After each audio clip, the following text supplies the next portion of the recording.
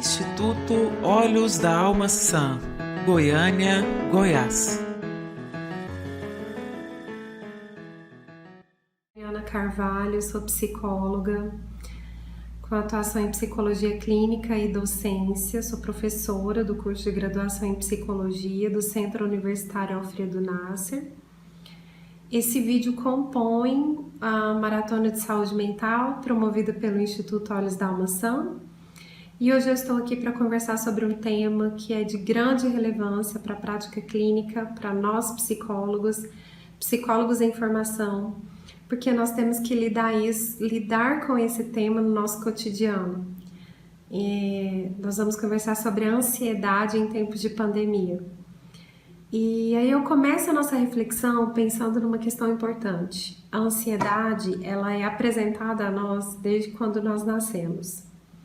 A nossa condição humana nos faz lidar sempre com as emoções que são desencadeadas por um quadro ansioso.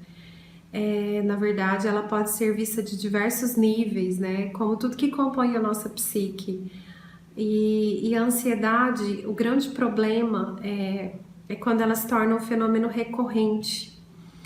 Então, é importante a gente compreender a ansiedade como uma emoção universal. Toda pessoa, todo ser humano já vivenciou uma situação em que seu corpo emitiu respostas ansiosas e, consequentemente, um monte de reações fisiológicas decorrente dessa ansiedade. Então, como emoção universal, a sua atuação funcional é imprescindível para a manutenção da vida. Por quê?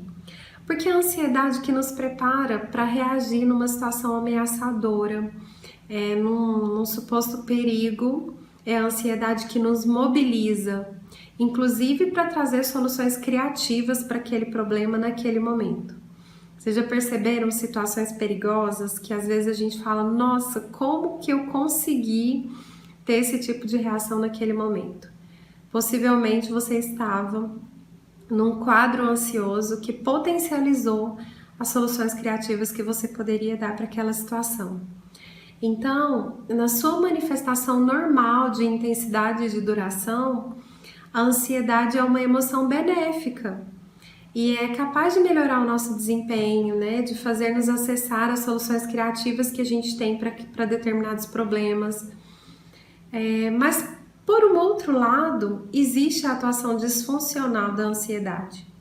E isso acontece quando ocorre de uma forma desproporcional ao estímulo que desencadeia a ansiedade e a reação também, o tempo e a duração dessa resposta ansiosa. E aí é interessante perceber que, do ponto de vista fisiológico do nosso corpo, a ansiedade sempre surge quando há uma ameaça real ou potencial, e essa ameaça é capaz de acionar uma descarga de adrenalina e cortisol no nosso corpo. A descarga desses hormônios são responsáveis por todas as reações fisiológicas que a ansiedade produz. Então, vale citar aumento da frequência respiratória, aumento dos batimentos cardíacos, a sudorese, boca seca, tensão e formigamento nos músculos, a própria sensação de sufocamento, falta de ar. Então, embora muitas pessoas tipifiquem esses sintomas como a sensação de morte, né, uma perda de vitalidade naquele momento, a ansiedade por si só não é letal. É importante assegurar isso porque é um dos fatores que, inclusive, pode facilitar que o paciente lide com esse momento de forma mais consciente, sabendo que ele não vai morrer naquele momento. Mas é importante também salientar que todo esse quadro de ansiedade, toda essa descarga hormonal, todas as reações fisiológicas que a ansiedade produz, causa no organismo um gasto excessivo de energia. E esse gasto excessivo promove sofrimento, e um sofrimento intenso nas pessoas que vivenciam quadros de ansiedade. Então, para a gente seguir na nossa reflexão, a ansiedade ela pode ser tipificada em vários tipos. Vale citar o transtorno do pânico, a agorafobia, o transtorno de ansiedade generalizada, a ansiedade social ou a fobia social, o transtorno de estresse pós-traumático e as fobias específicas. E aí, por um outro lado, pensando na etimologia da palavra, né, ansiedade, a gente vale concluir que a ansiedade remete a uma ânsia, né, a um desejo.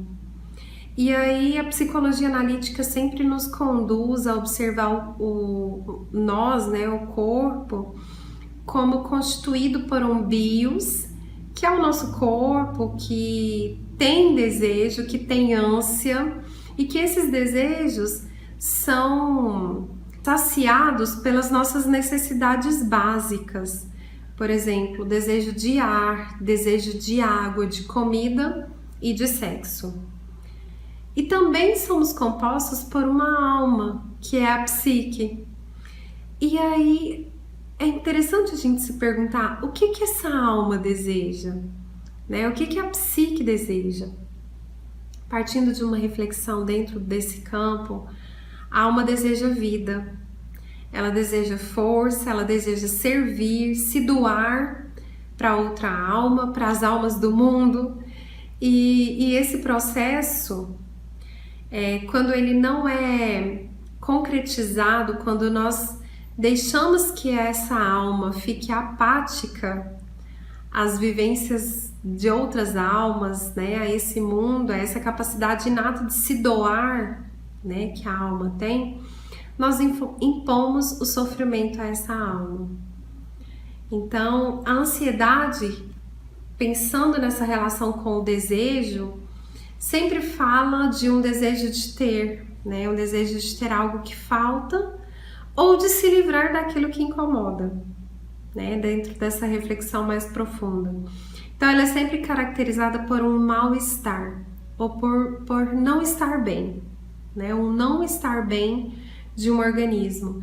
E o problema, o grande problema, é que na maioria das vezes as pessoas não têm consciência daquilo que falta ou daquilo que incomoda. E aí a grande pergunta é: o que está faltando? Né? O que eu anseio e como eu anseio? A ansiedade, então, ela parte como uma possibilidade dentro da prática clínica, da psicologia, como uma possibilidade de autoconhecimento e de cura. Só que essa possibilidade de autoconhecimento perpassa o processo analítico, né? Então, essa cura dessa ânsia acontece no processo analítico pelo autoconhecimento, onde o analista busca acionar dentro do paciente o curador interno que esse paciente possui. É interessante a gente pensar nesse sentido, porque é muito comum atribuir a um profissional, especialmente áreas que cuidam da saúde, a responsabilidade de promover a cura de determinada patologia, né, de determinado sofrimento. Mas dentro desse campo, né, dentro do que nós chamamos de alma, de psicologia profunda, essa cura é acionada por meio da própria pessoa. E o caminho é conduzido por um processo analítico, mas é um caminho que conduz ao autoconhecimento.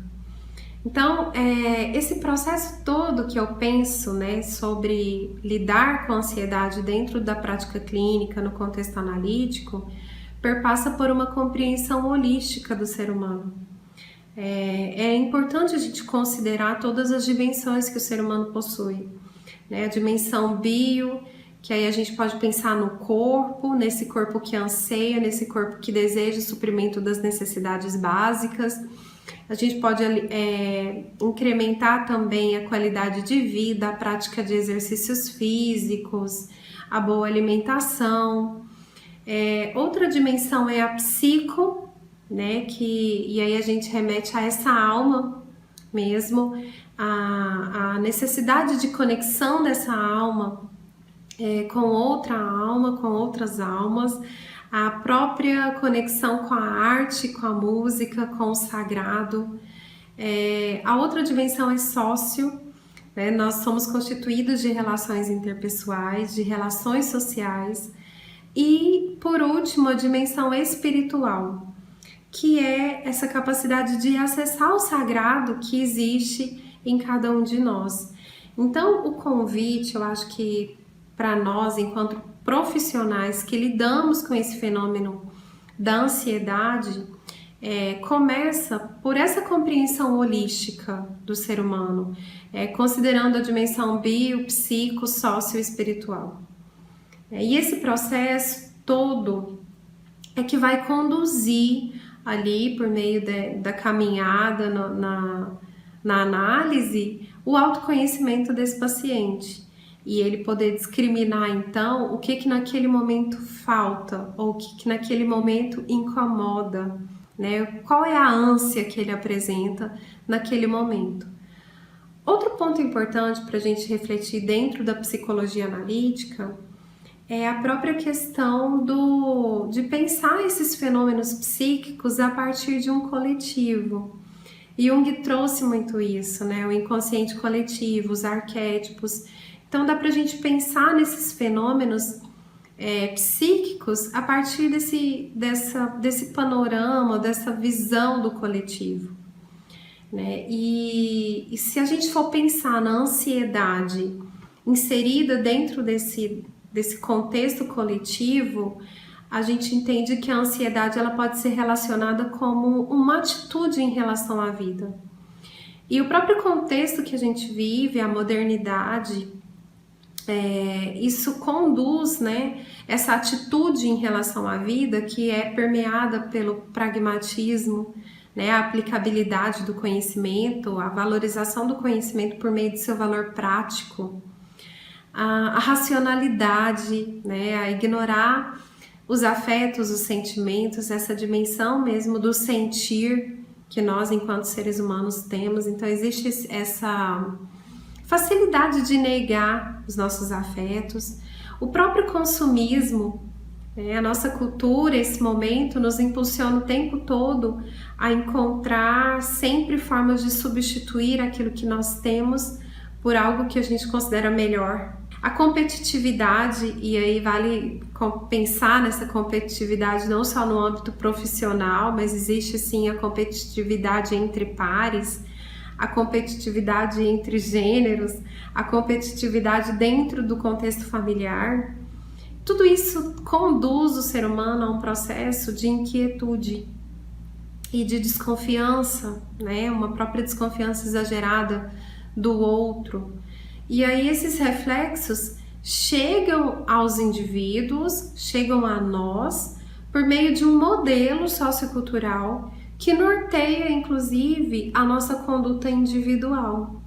Então, do ponto de vista coletivo, a ansiedade pode ser um fenômeno coletivo também. E para compreender a relevância desse tema, nesse âmbito coletivo, a Organização Mundial de Saúde patrocinou entrevistas ou pesquisas científicas em 24 países ao redor do mundo. O Brasil foi um desses países. Essa pesquisa foi realizada em São Paulo e eles buscavam analisar pesquisas epidemiológicas sobre abuso de substâncias, distúrbios mentais e comportamentais. A cidade escolhida aqui no Brasil foi São Paulo. E os resultados apontam, né, por meio dessa pesquisa epidemiológica, que 29,6% dos habitantes de São Paulo apresentam algum tipo de transtorno mental. Desses, 19,9% apresentam transtornos de ansiedade, 11% transtornos de comportamento, 4,3% com transtornos de controle de impulsos e 3,6% transtornos de abuso de substâncias.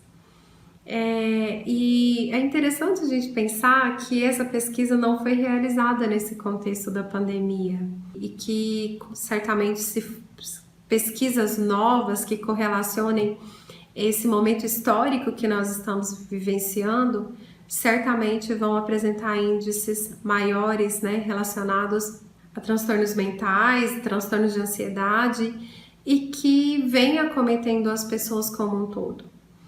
É muito comum a gente ouvir falar, nesse período de pandemia, sobre a imunidade física, né? Então, várias pesquisas apontam que é importante preservar uma imunidade do corpo para que o vírus não produza efeitos tão devastadores, né?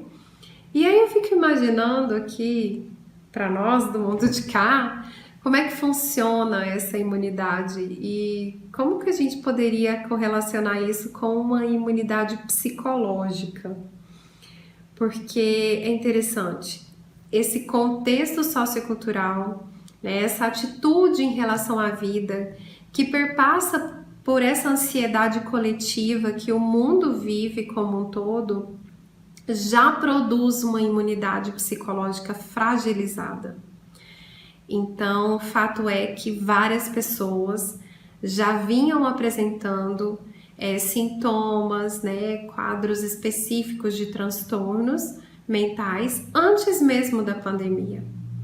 E já outras pessoas, né, tiveram a pandemia como a gota d'água, né, como o gatilho que desencadeou várias vivências de transtornos mentais, inclusive transtornos de ansiedade. E aí vale a pena a gente pensar então nessa questão da imunidade psicológica e como é que a gente pode assegurar e como é que a gente pode garantir isso.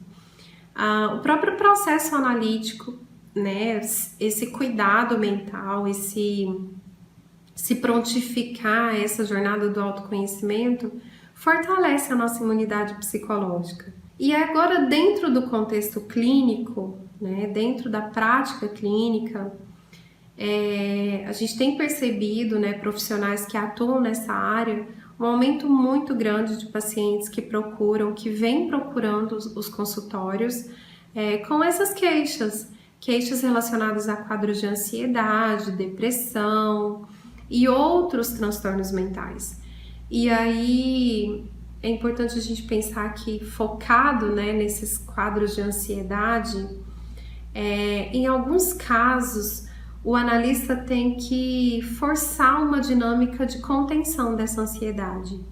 Então nós temos que ocupar esse lugar de contenção num primeiro momento, porque muitas vezes o paciente chega ao consultório e não está preparado para fazer esse movimento de mergulho profundo, inclusive para entender o que é essa ânsia, em que momento existe essa ânsia, né? E essa ânsia de quê, especificamente? Então, acho que o primeiro passo dentro da prática clínica é perceber em que nível de compreensão o paciente se encontra naquele momento, a partir daí buscar uma intervenção melhor, da melhor maneira possível, que se enquadre naquele contexto e para aquela pessoa que é singular, subjetiva.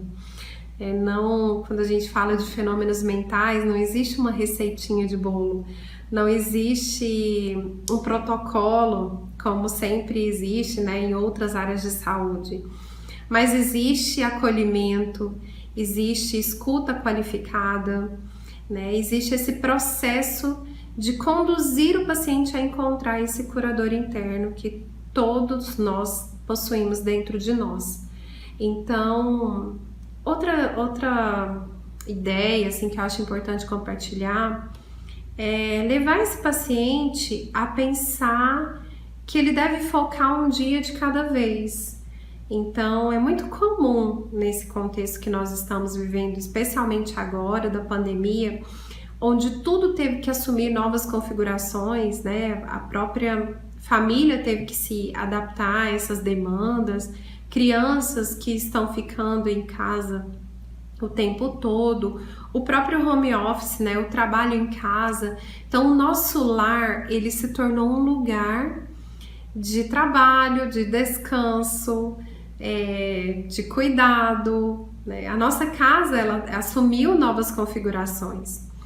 E tudo isso é muito diferente da prática de vida ou do estilo de vida que a gente tinha antes, onde todo mundo acordava cedo, saía de casa para trabalhar, as famílias deixavam as crianças na escola, e o dia seguia ali com uma rotina de atividades.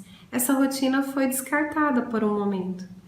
E o descarte dessa rotina fez com que muitas pessoas compreendessem que estão improdutivas ou que estão sempre deixando algo por fazer.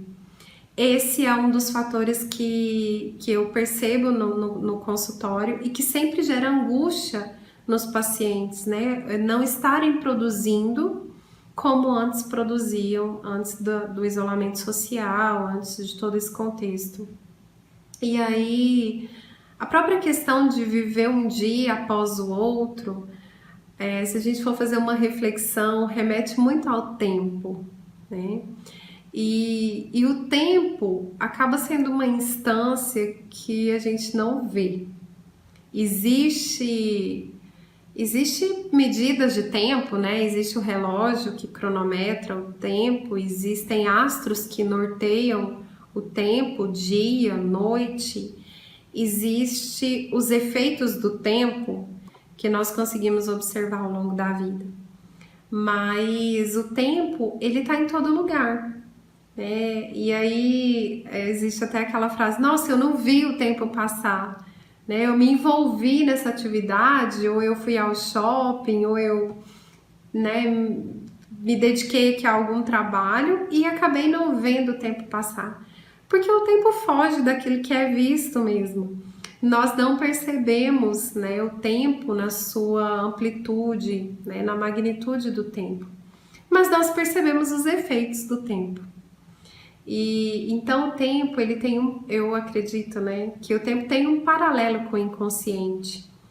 Porque ele existe, nós percebemos os efeitos dele, mas não necessariamente temos acesso a ele assim de forma tão concreta, né? O tempo, ele tem se apresentado a nós nesse momento, né? Nessa vivência da pandemia. O tempo da vida, as pessoas estão tendo essa consciência da finitude, a própria aproximação, né? A notícia constante de mortes, tudo isso leva a gente a refletir sobre o tempo da vida, sobre essa consciência da finitude que o ser humano tem e que por muito tempo, por muitas vezes, a gente costuma negar tudo isso.